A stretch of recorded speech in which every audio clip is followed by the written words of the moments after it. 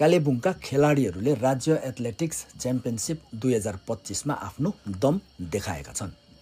केटीभी समाचारका सरप्राइजर DPMI Siliguri, India's leading paramedical institute, Government of India, Ministry of Education, AISHE code S19743, new novelty mall, Kalimpong शहरको पहिलो shopping मल अब चाँडै सुरु हुँदै। वारोबर, the ultimate clothing store near motor stand and सिके चौक, कालेबुङ।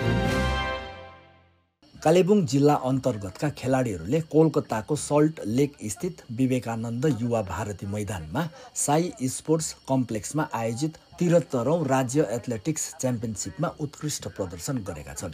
यो प्रतियोगिता 2025 जुन 14 अनि 15 र 20 देखि 22 सम्म आयोजित गरिएको थियो, जसको उद्देश्य राज्यभरिका उत्कृष्ट खेलाडीहरूलाई एउटै मञ्चमा ल्याउनु रहेको थियो।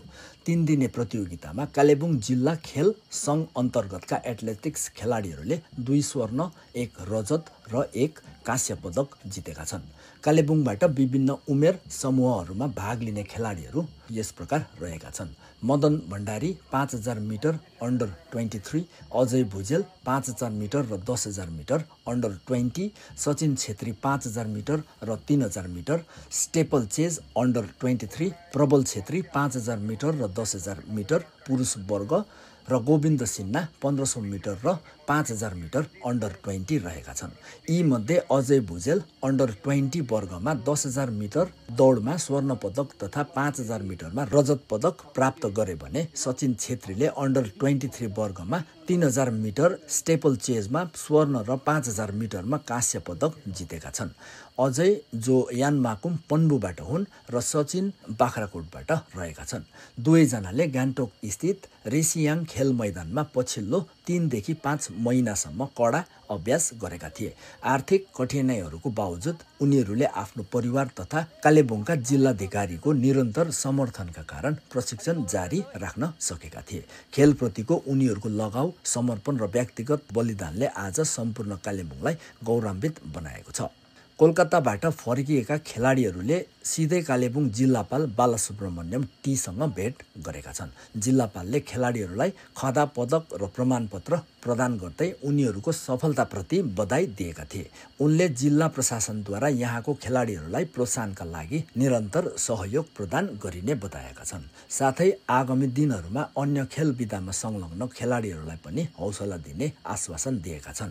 त्यसैगरी कालेबुङ जिल्ला एथलेटिक्स सङ्घका सचिव सुरज सुब्बाले जिल्ला खेल सङ्घका अध्यक्ष लवन सुब्बाप्रति आभार प्रकट गर्दै आगामी दिनहरूमा पनि खेलाडीहरूलाई उच्च स्तरसम्म पुर्याउन निरन्तर प्रयासरत रहने बताएका छन्।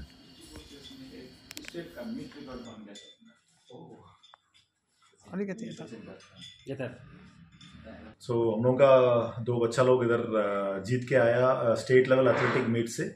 स्टेट लेवल एथलेटिक मीट से फर्स्ट टाइम हम लोगों का इतना 4 मेडल हुआ है। अनिल छेत्री और Ajay Bhujel, Sachin Chhetri and Ajay Bhujel, both of them have done very well.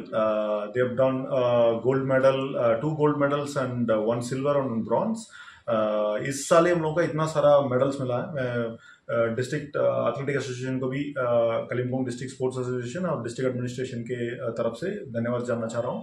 They have trained them and they have guided them, and from district administration we have taken the initiative to make them participate in a proper manner. So उसका result अभी दिख रहा है। We are very proud to have these results and we are thankful to these young talents. In लोगों का hard work से कालिम्पोंग का एक pride हुआ आज।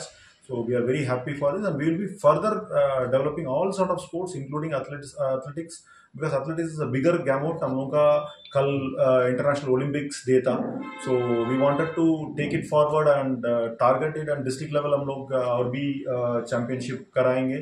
We'll identify a lot of talents, Kalimpong का talents हम लोग state level में और national international level में भी पहुंचाने के लिए कोशिश करेंगे।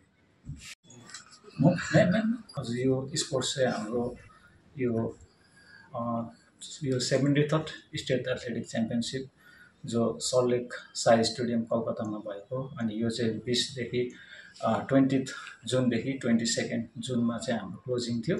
अनि आज हाम्रो नानीहरूले यसरी यहाँ हाम्रो कालिम्पोङ डिस्ट्रिक्ट साथै इन्टायर जिटिएलाई नै प्रतिनिधि गर्दै है हाम्रो 2जना यहाँ अजय भुजेल अनि सचिन छेत्री, अनि अजय भुजेलले 10,000 मिटरमा गोल्ड मेडल अनि साथसाथै 5,000 मिटरमा सिल्भर मेडल हत्याउन सफल भएको छ।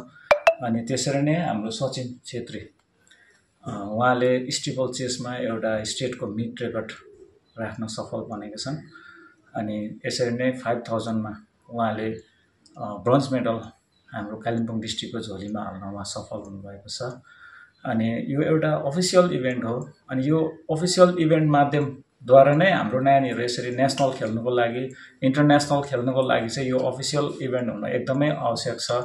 अनि यो धेरै वर्ष बादमा यसरी हामीले है आफ्नो कोसिस गरेर आज सबैजनाको एउटा कोसिसमा है एउटा इन्टायर एडमिनिस्ट्रेसनको एउटा कोसिसमा उहाँ हाम्रो यो एथलिटहरूले यसरी गोल्ड मेडल यसरी ल्याउन सक्षम बनेका छन्। उहाँहरूको यो एउटा हाम्रो डिस्ट्रिक्टको लागि पहिलो यसरी आएको गोल्ड मेडल हो। हामी एउटा सानो उसबाट सुरु गरेर आज हामी यो ठाउँमा आउन हामी सफल भएका छौँ।